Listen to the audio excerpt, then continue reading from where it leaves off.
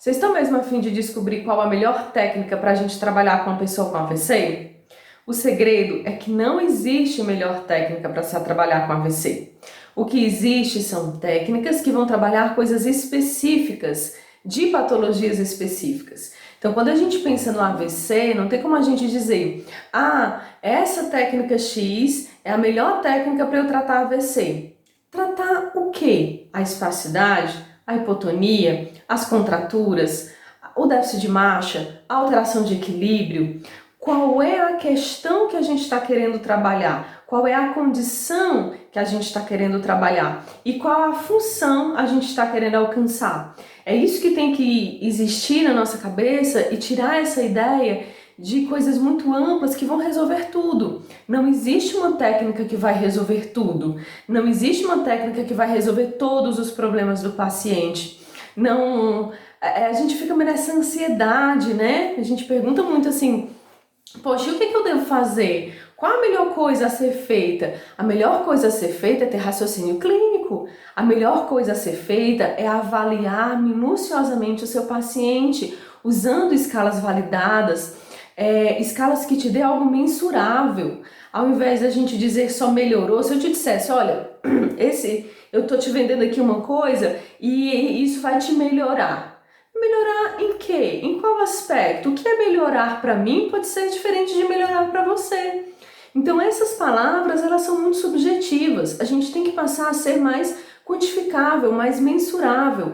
É claro que se o paciente sente essa melhora, é maravilhoso. A gente também tem que considerar essa questão mais qualitativa e subjetiva do paciente e dos familiares.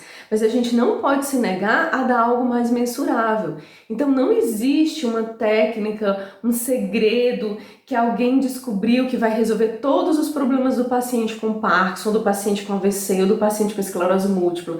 A gente tem que ser mais específico. Qual é a melhor técnica comparada a essa outra para melhorar, por exemplo, a marcha do paciente com Parkinson, para diminuir o risco de queda? O que é melhor que eu faça? É melhor X ou é melhor Y? É isso que a gente tem que se perguntar. É com essa pergunta na cabeça que a gente tem que buscar nas bases, nos artigos científicos, nas bases de dados. Se a gente vai com uma pergunta muito ampla: qual a melhor técnica para trabalhar AVC? Você não vai achar essa resposta. Essa resposta não existe. Esse segredo não existe porque não tem uma melhor técnica para isso. O que existe é raciocínio clínico, gente. Não existe outra forma senão a gente parar e pensar: onde foi essa lesão? Qual a extensão dessa lesão? Qual avaliação é melhor para esse paciente? Quais são as escalas validadas para essa população?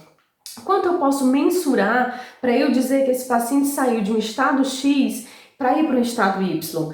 E como que eu posso dizer a partir de coisas específicas? Eu vou melhorar, eu vou trabalhar a questão da marcha, eu vou diminuir o risco de queda dele, eu vou trabalhar a questão da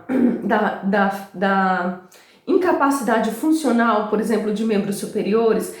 Esse é o meu objetivo, é isso que eu estou querendo trabalhar? É isso que o paciente está querendo? Então, o que tem de disponível na literatura que me faz acreditar que eu devo usar uma eletroterapia? Que me faz acreditar que eu devo usar, sei lá, um alongamento passivo? Será que essa é a melhor forma para eu chegar na função de membro superior? Será que alongando o braço, passando 30 minutos de alongamento, será que essa é a melhor forma do paciente chegar em casa, pegar um copo e levar esse copo à boca? Será que é isso? São essas perguntas. Vocês entendem que é uma mudança da maneira de pensar. Não é tanto que a gente não saiba o que fazer, às vezes a gente não sabe o que perguntar. Qual é a melhor pergunta que a gente tem que ir na hora de pesquisar, na hora de fazer a busca nas plataformas, na hora de ir lá para Pedro, na hora de ir para o PubMed? Quais são as questões que a gente deve fazer? Ou até para perguntar a um especialista. Às vezes a gente não sabe fazer a pergunta certa, porque a gente está querendo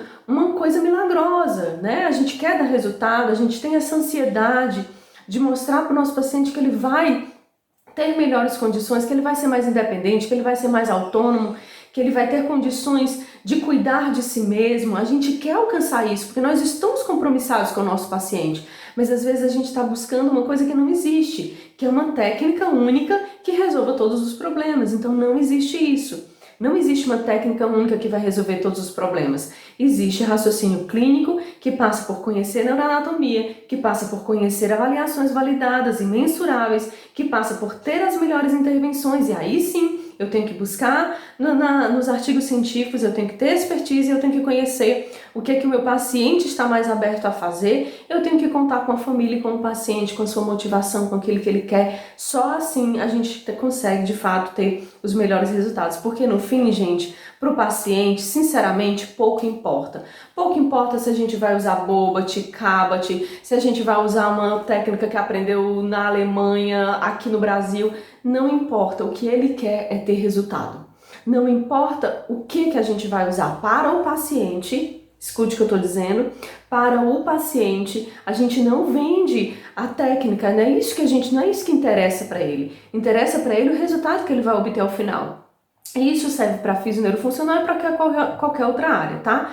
Mas a gente tem que colocar isso na cabeça. Qual é o problema que o meu paciente tem específico que eu vou buscar resolver, que eu vou buscar respostas para isso, para essa condição, né? E aí eu acho que também a gente deve ficar inquietos em relação a isso. Acho que pior do que não saber, né? E eu digo isso para meus alunos, pior do que não saber é não ter essa inquietação do não saber, né? O ruim não é não saber. O ruim é eu não saber e eu não querer saber, eu não me propor a saber, eu não ter curiosidade para saber, eu não ficar inquieto, né?